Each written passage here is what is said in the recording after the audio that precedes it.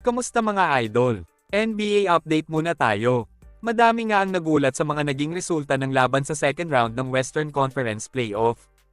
Ang mga koponan na inaasahang magiging dominante sa serye ay sila pa ngayon ang nalagay sa bingit ng alanganin para maabot ang inaasam-asam na NBA Championship.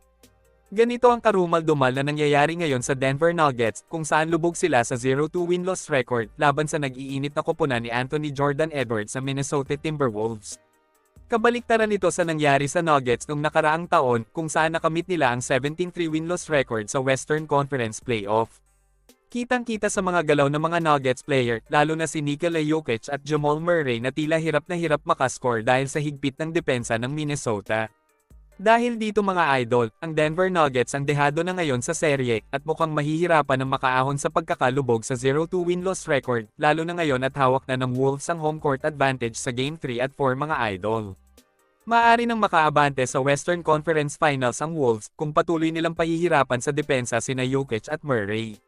Sa kabilang dako naman, hawak na ng OKC Thunder ang 1-0 win-loss record laban sa visiting Dallas Mavericks. Madami nga ang nag-aalala ngayon sa kalagayan ni Dallas superstar Luka Doncic na tila wala sa kanyang sarili sa Game 1 ng Best of 7 series laban sa OKC mga idol. Ilang beses nakita si Doncic na hawak-hawak ang kanyang tuhod na tila may iniinda mga idol. Obvious na hindi 100% healthy si Luka sa Game 1. Naka-score lang siya ng 19 points na hindi pangkaraniwan sa kanyang normal average mga idol. Si Kyrie Irving naman ay tila hindi pa gaanong sineseryoso ang laban sa OKC Thunder. Bagamat naka 20 points sa game, hindi niya masyadong binigay ang lakas niya para bigyan ng panalo ang Mavericks. Lumalabas tuloy na mas pabor na sa madaming NBA fans na ang OKC at Minnesota na ang maghaharap sa Western Conference Finals mga idol. Kapag nagkataon, sila na ang makakagawa ng history sa NBA kung saan dalawang pinakabatang koponan sa liga ang nagharap sa Western Conference Finals sa unang pagkakataon. Ang OKC na pinangungunahan ni Shai Gilgeous-Alexander at Chet Holmgren ay nag-average ng 23.9 years old ngayong season. Habang ang Minnesota naman ay pinangungunahan ni Anthony Edwards, na ngayon ay 22 anyos pa lang mga idol.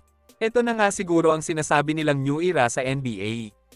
Eliminated na kasi sa playoff ang mga veteran all-star na sina LeBron James, Kevin Durant at Stephen Curry na namayagpag noong taong 2010 hanggang 2021 mga idol.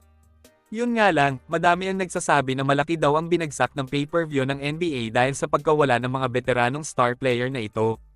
Anong masasabi nyo mga idol? OKC versus Minnesota na ba sa Western Conference Finals? O makakabawi pa ang Denver at Dallas? Comment down below.